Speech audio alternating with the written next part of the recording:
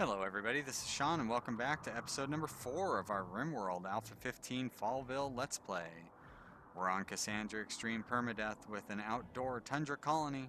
When we left off, our colony of Fallville was growing.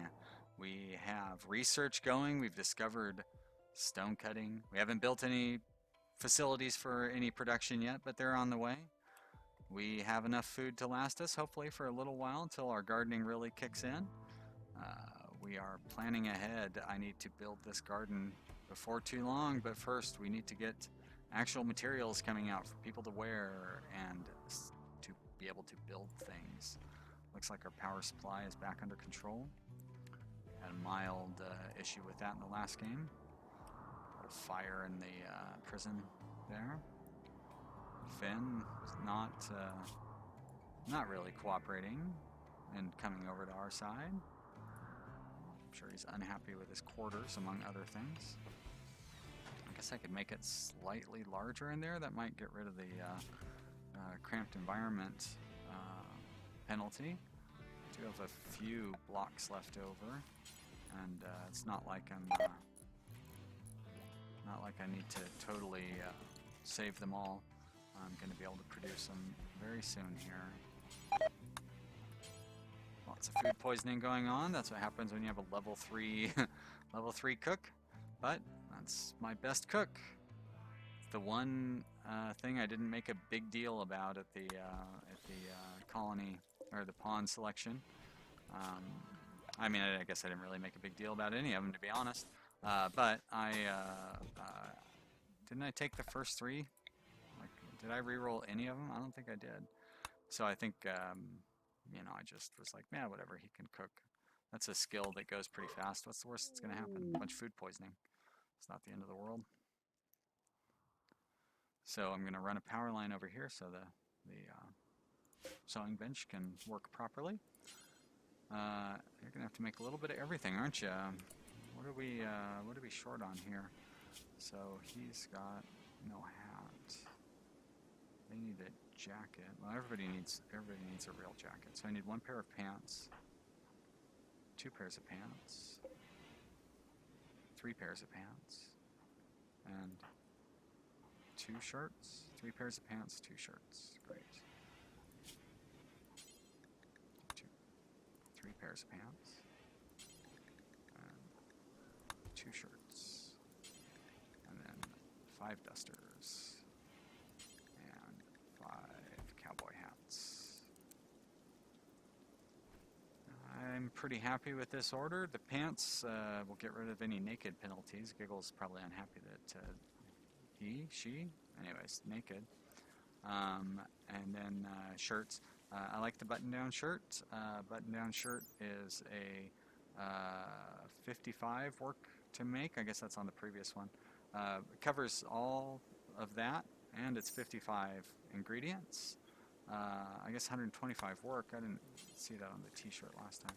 T-shirt is 84 work, so it's a lot less work. Comes out faster, but it still requires 50 ingredients. So that's the thing. It's 50 ingredients, and it only covers like half as much stuff. It doesn't cover your arms, basically. I guess it covers your shoulders, so it would help with the limb loss. And maybe the work to make makes up for it. You can get them done a little faster. But I just tend to go with the button-down shirts. That's actually personal preference. Like, I don't wear dusters, that's for sure. I wear jackets. But I do wear button-down shirts. Like, I'm wearing one right now. I actually work in a place where I wear a t-shirt and jeans all day. And then I come home and I put on a nice button-down shirt. But I used to work in an office where I had to wear a shirt and tie, and I kind of got used to that.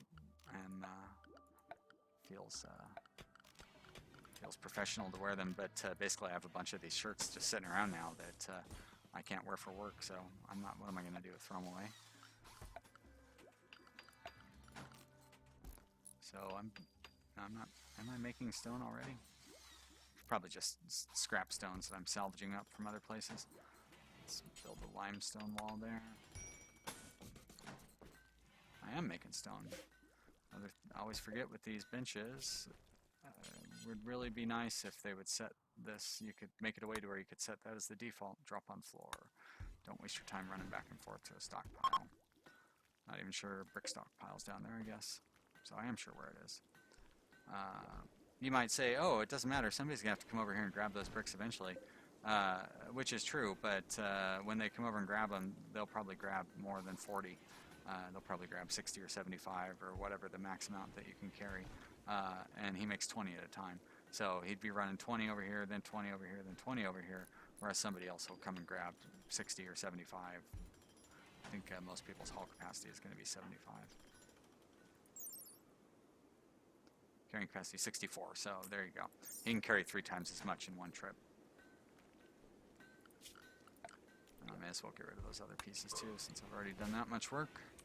Take that haul, look at that. Burning through the stone, they'll just start carrying that stone over as well. Got a couple down here that are waiting. Can't seem to keep up with my garden. So let's stop putting construction on these guys' responsibility list. This is my secondary shoe. And Nathaniel, what are you up to, Nathaniel? Oh, you're the one person working on the garden. Do I not have anybody with growing as their top priority? I do not. So why are you not at level 2 there, Violet? Was I so concerned about mining?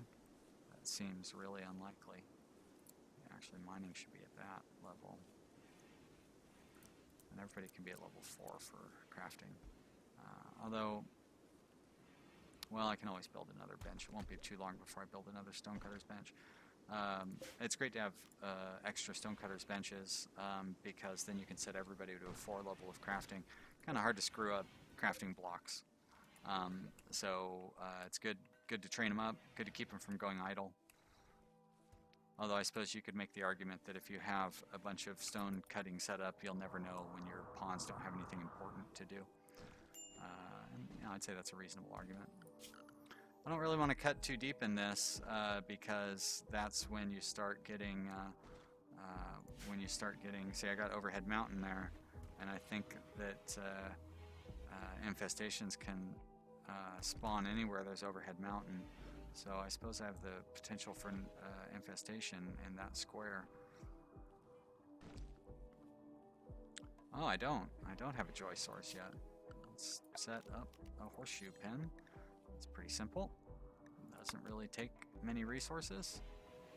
And see, now that I have everything planned out, I can set this horseshoe pen in a place where I'm not going to have to move it. Not that moving a horseshoe pen is really a big deal. It's pretty easy to move. And looks like they are not going to put stones on the on top of those graves there. Respectful little jerks. So that zone we can go ahead and delete. What I should do is set up this zone to be high priority for stones. That way they'll run down to here and stop there, and then I'll be able to shoot them while they're in here, while they're on their raid. Speaking of raids, too bad I'm not going to have the opportunity to test that out. Although I guess I could. So what's everybody up to here? These guys are probably going to wait. Seems like these guys wait, but they're not. They're going to attack immediately. Probably 2. Whoa, 4. Wow. Grenades. Club. Heavy submachine gun and a pistol. Let's see what they... Wooden door. Steel wall. Alright, so they're going to come in into my kill zone, as it is. So I should wake these guys up and just have them quickly haul those things over there. Yeah, you're alright. You're not going to be upset for being starving, so that's handy. I guess you are incapable of hauling. How about you? Did I not set this properly? Set it to critical for... Oh, apparently for nothing. Great. Alright, Violet. Haul that stone chunk. Alright. That's a reasonable excuse then, Violet. You are incapable of hauling. I don't understand the logic behind that. What about you, Nathaniel? Don't tell you're not incapable of hauling. Do Do I need to set it to haul? No, you can't do that when it's in a storage zone.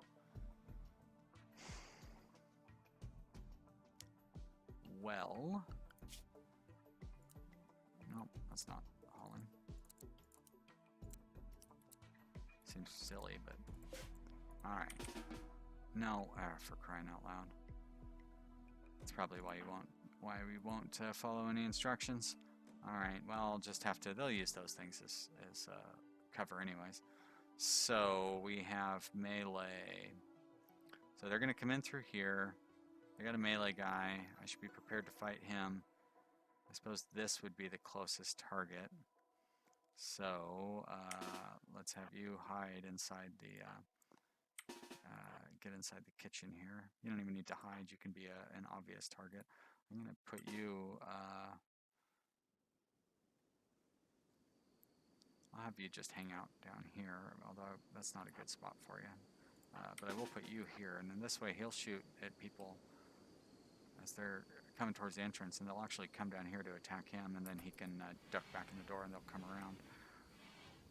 So just a delaying tactic there.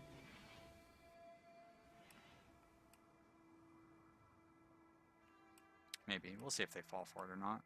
How far does your, yeah, it goes far enough to where he'll be able to start shooting at him. Guess we can go back up to high speed. Alright, this is exciting. Nice even match between the two of us. Although they're not following the plan, fellas. What's going on here? So you can go ahead and move. Yeah, why aren't I using my defensive locations that I had set up? There's a reason that I have those locations set up. It's good cover. All right.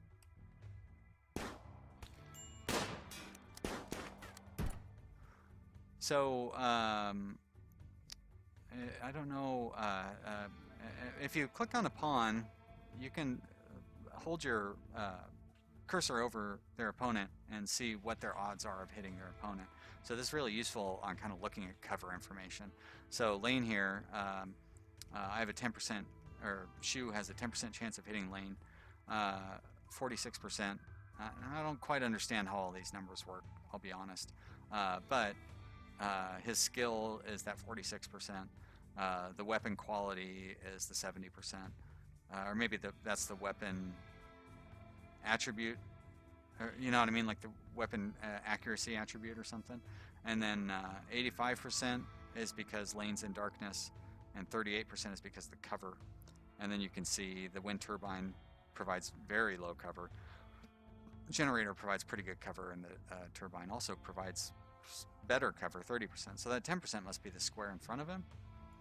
And Nona here, much better chance of hitting because they have no cover. So that makes a big difference. Target size, 85%. And lane does not have that, so Nona must be tiny, maybe. 20% chance of hitting there. And Elvira cannot hit target. And I'm pretty sure you're not going to be able to hit Elvira. 45%. And that's probably because of the weapon. Yeah, so wow, it's a big difference. 36.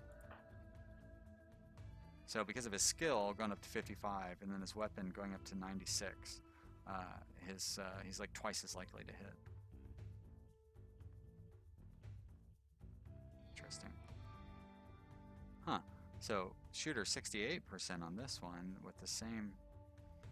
Well, like I said, I don't quite understand all the details of this, but it's nice to see.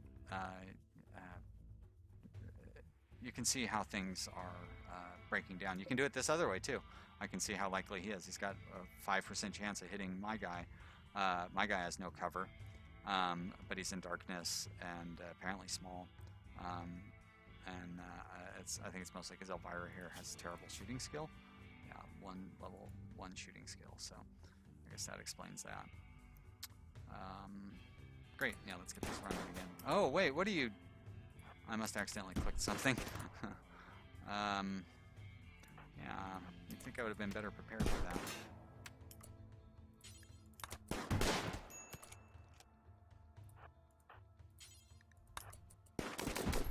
Whoa!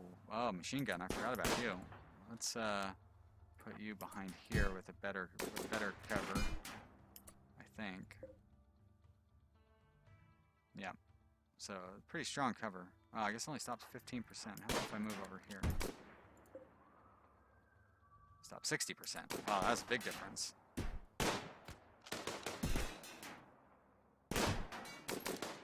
Shh, this is not good.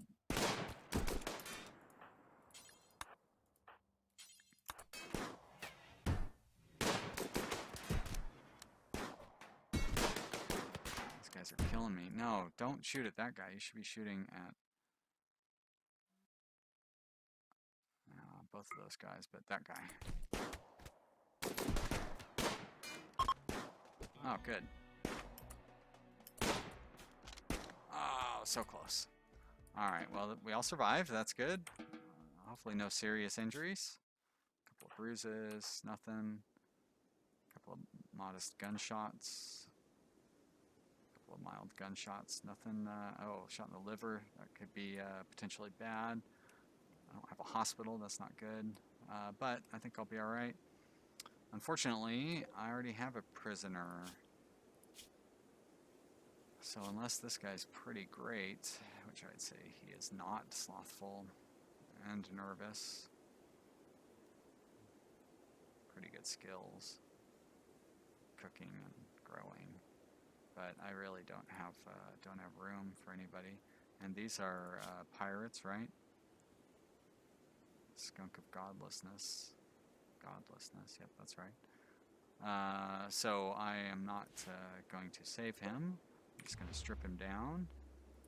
And I want to make sure I strip this guy too, because they'll bury him with all their clothes on, but I could use those parkas. And unforbid their weapons, and go ahead and unpause it. Alright, well that went pretty well. I was a little worried there for a minute. That guy with the machine gun was causing some real damage. But luckily nobody got too badly hurt. Let's start. Sorry, Nathaniel, you're not going to get any sleep, unfortunately, because you're going to have to heal up these people, even Giggles, who rebuffed you. I do miss the days when pawns didn't have relationships with one another. But of course, back then they would totally freak out by observing corpses. They would get like a -8 debuff that would like stack pretty much infinitely. So once you got late in the game and you killed like 30 bad guys, it was just a constant breakdowns when they were trying to clean up and haul corpses and stuff. That has definitely improved. If the price to pay for that is these ridiculous social interactions, I guess that's the price to pay for it. And people probably like them too, but I don't. I'm not very good at. I never remember my pawns' names and follow any of these stories and stuff. But maybe we'll follow some together. Maybe you guys will help me learn to appreciate the Sims type nature of Rimworld.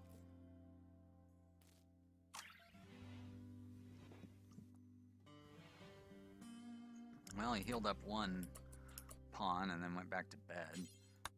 Let's see, somebody's only got a couple of bruises that I don't need to worry about, but I think that's Violet. So, sorry, Nathaniel, you're going to heal up. Shu as well, and then we can let the game run. Uh-oh. Well, that's all right. You'll save us the trouble of having to kill that guy.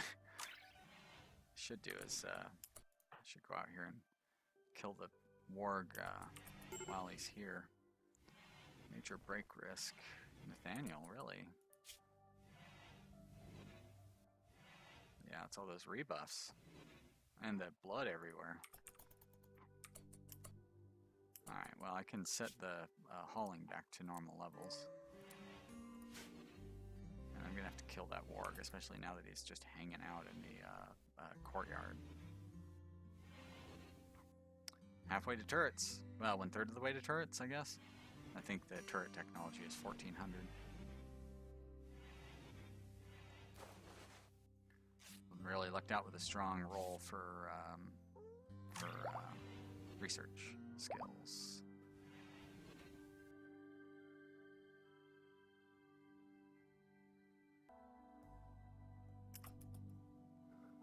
So, Nathaniel's just out. What are you doing, Nathaniel? Going for a walk. Gotta kill this warg.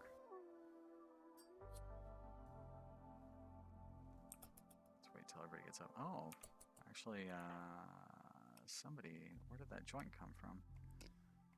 I don't think I've harvested any smoke leaf. Must have been one of these guys carrying it. Smoke leaf definitely needs to be kept under cover, so I'm going to set up a zone for that, and I'm also going to set up a crafting spot so I can start rolling some joints. It's good for people's moods.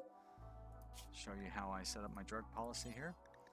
So important, I guess critical is fine for that one. And then raw resources, plant materials, smoke leaf leaves. And then we're going to do a crafting area.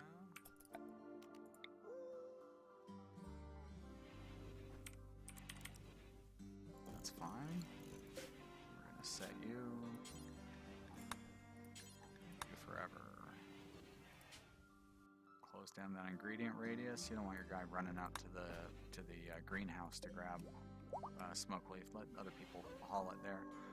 And then I like to store my... I don't really have a rec room yet, but I usually like to store the joints in the rec room, so we'll call this the rec room for now because it is where the table is. And we'll make it to where that can hold the smoke leaf joints. There we go.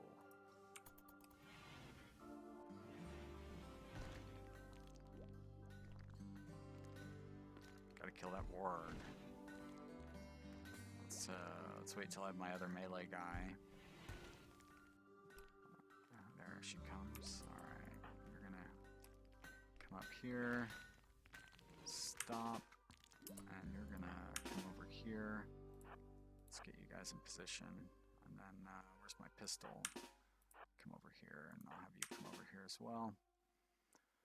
Those, let's see, you're gonna be shooting, you wanna shoot long range.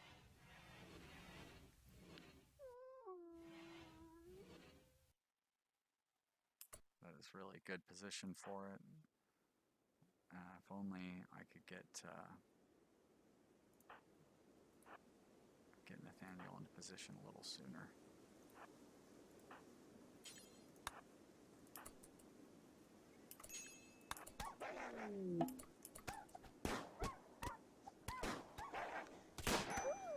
There we go.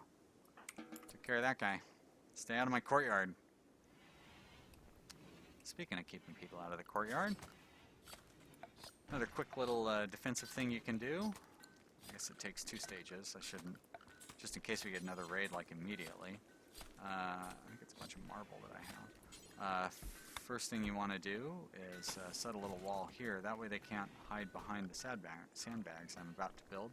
But I'm going to put sandbags right in here, which means that the bad guys won't be able to stop as they enter in, and they'll get forced to enter. So like that guy before that was hiding up here, like this will prevent that from happening. You want to like force them to use the cover that's advantageous to you, instead of like letting them pick, decide to use the cover that's advantageous to them. How's my home area looking? See, I got all this home area down there that they're going to spend all this time cleaning up. They don't need to clean that. I'd much rather they focus on cleaning the part of my colony where there's, like people living and so forth.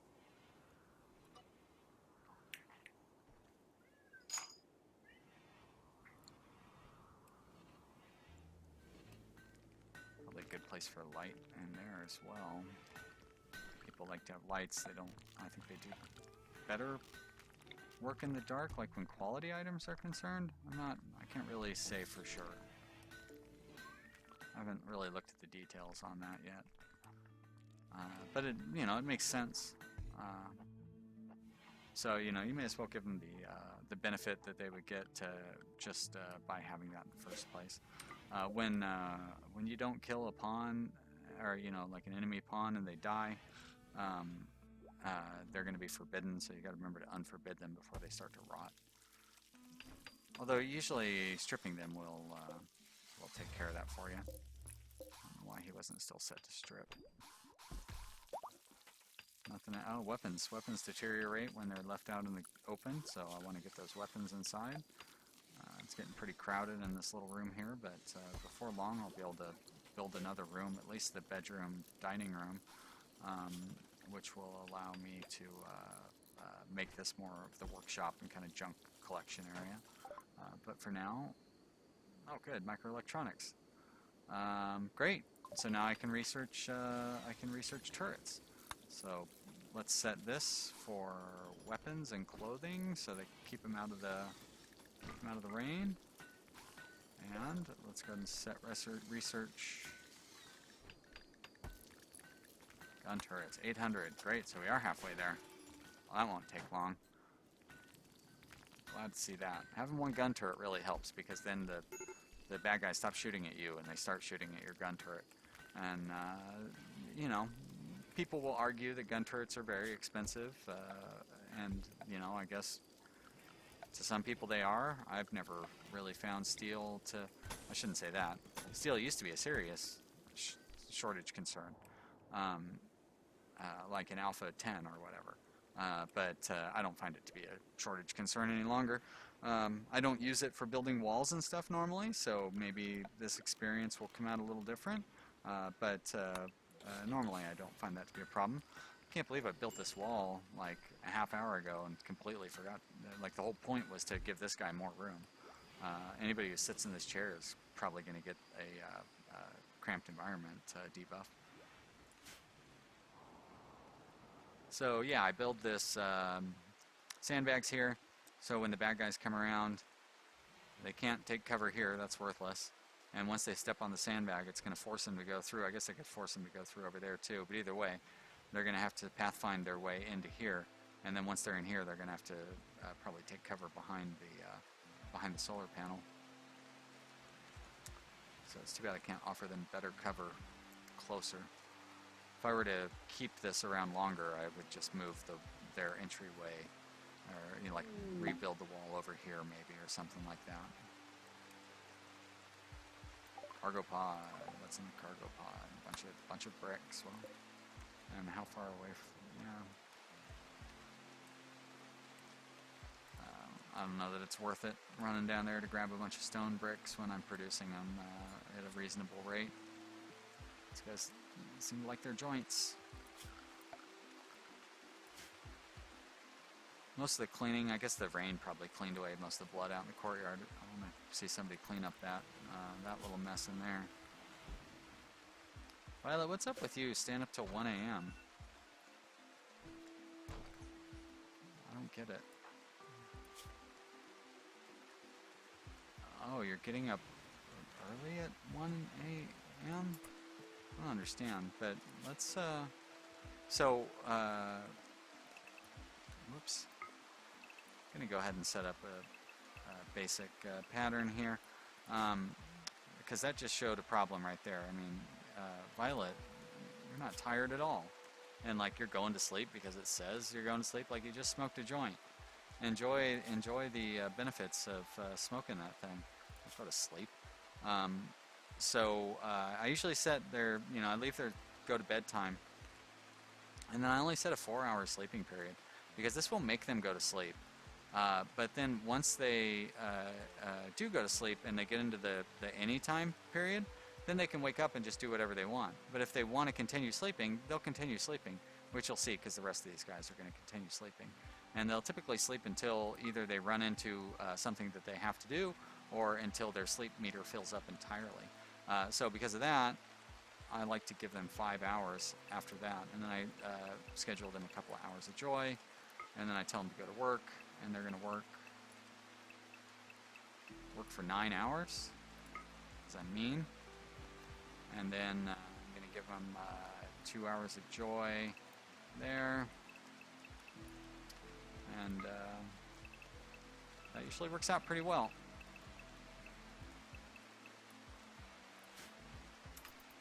So I'm going to wake Violet up, because you don't need to do that. Now she's going to go and deconstruct the wall. Oh yeah, clear that out.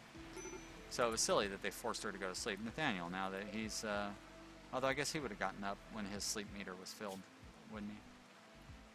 Even if he was told to sleep. Would he, or would he have kept sleeping? I don't know.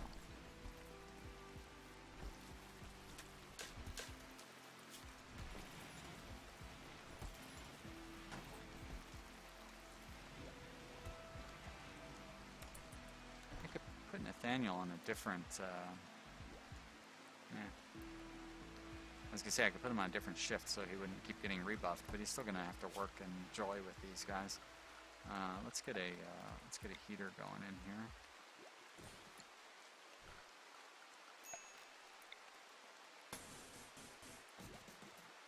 Power lines are ugly, so it's beneficial to build them within your walls. Guess I should probably build the power line going around here so nobody has to see it. But you can see it's going to have a -2 compared to the -1 of the dirt. It's at -3. This is a pretty ugly area overall, but eventually stuff starts looking nice, you know. And you know, actually that's something we can do here. We could polish up these floors. Although I feel like there's more important things to do right now. Yep, Finn has gone berserk again. So, drop your knife. Drop your knife. And let's go show him what's what.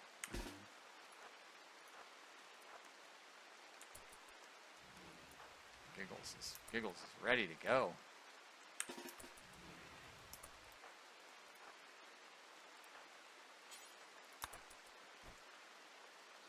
Well, I was hoping to get him out of the doorway.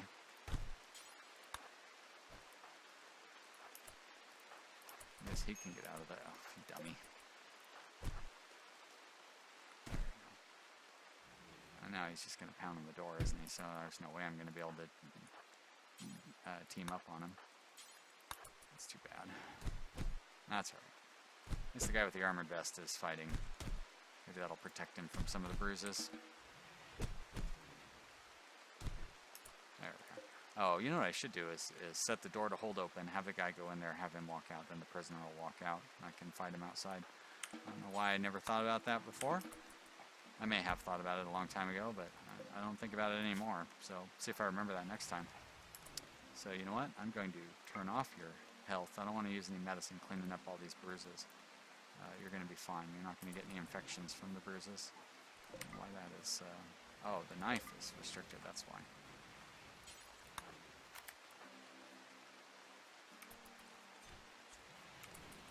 I know you really want to eat, Violet, but I'm going to make you pick up your knife. There you